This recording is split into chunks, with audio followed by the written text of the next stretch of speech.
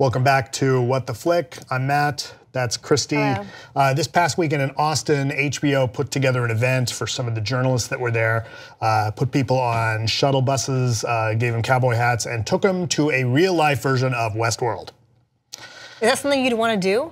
Well, Westworld, I think before the androids go crazy and start killing people, yes, that might be interesting. So this is they spent some serious money here because they packed up a bunch of people and took them out. They recreated the set of the show way out at kind of an unknown location and treated everybody like, hey, here's what it would be like being at Westworld. And people went, the journalists that were out there went crazy for it. They did the thing that everyone wanted them to do. Yeah, and they tweeted about it. They tweeted about it. And you know, this isn't exactly a set visit, right? Which people get to do, and that can be kind of cool. But this is, you know, an event and what they would call an activation.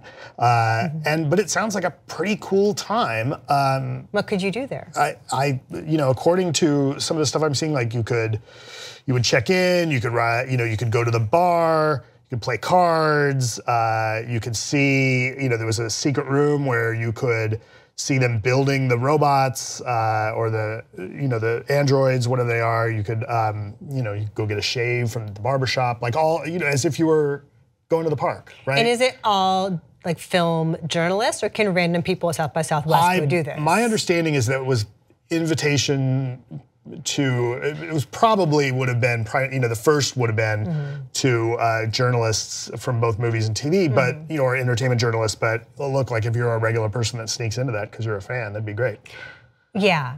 Now, you've not watched the show, but I would be kind of intrigued to do something like that. And my first thought is, okay, well, since HBO doesn't have Game of Thrones dropping till 2019, then they've got all this promo money that they can spend on Westworld. Will they do a Game of Thrones world next year at South by Southwest? And would you want to go to that? I'm thinking not. No, I don't think so. Okay, no. So this sounds fun to you. It's interesting, I feel like this is the sort of thing that fans should do.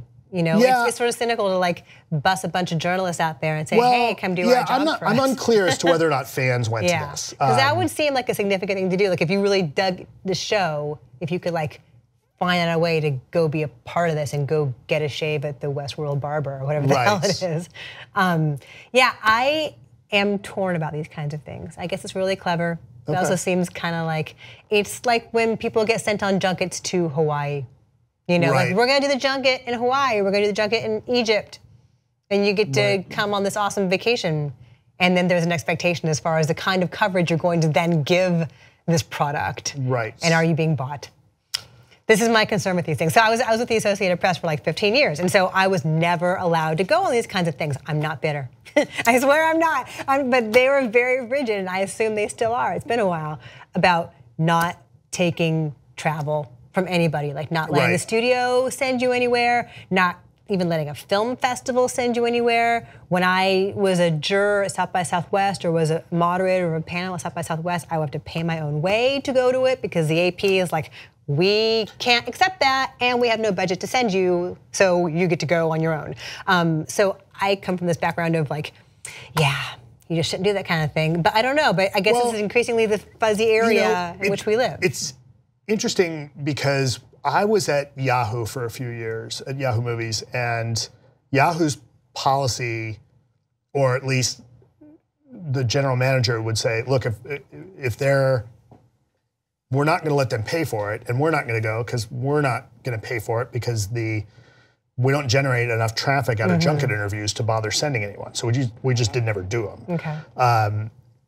At Rotten Tomatoes, we weren't reviewing the movies. Right. We were picking up everybody else's reviews. Right. And you want people to click about the movies. Right. And so, great, I'll send Gray. Gray can go and she'll get some fun video and come back with it. And she's not reviewing the movie because we didn't have our own reviews. It was all people external. Right. So, and that won't affect the tomato meter. Right. And so even if they, you know, and I there was always a new round of publicists, and I'd have to say, Yeah, that's all external reviews. I can't, it's not like there's some switch that I can slide the tomato meter back and forth.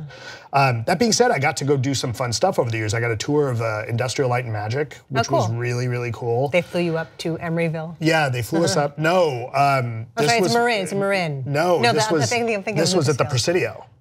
This was after, I think they'd only been in the Presidio location for about 1.5 years, and they flew us up there and we got to see work that they were doing on, I don't know. Pixar. Pixar's in Emeryville. Sorry. So we got to see work that they were doing on the first Iron Man at that point, some of the motion capture stuff, and then some of the motion capture stuff that they were doing for I think it was the first Pirates movie.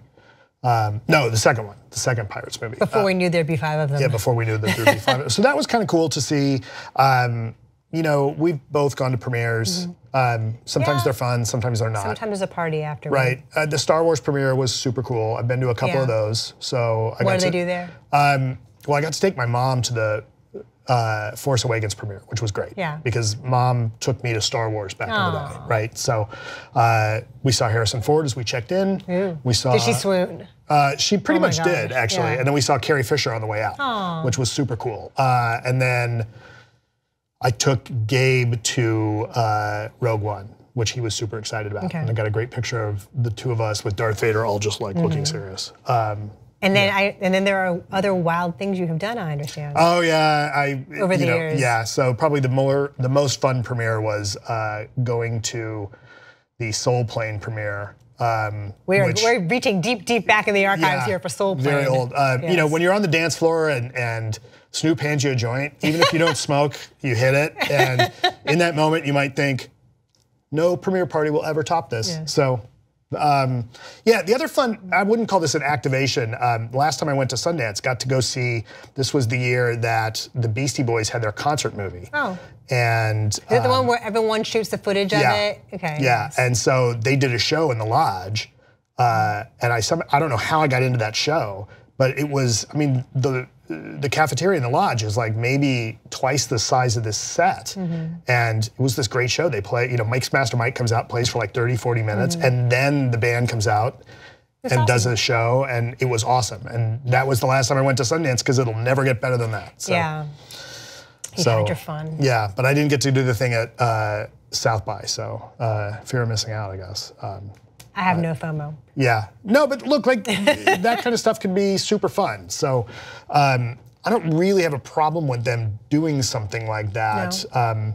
But isn't the expectation then that everything coming out of it is propaganda? Like there's no way to actually know whether this thing that you're gonna watch or see is any good based on what is coming out of these events. It's all gonna be positive and feel good. Anyway, yeah, well, I'm being super cynical. That's okay. That's okay.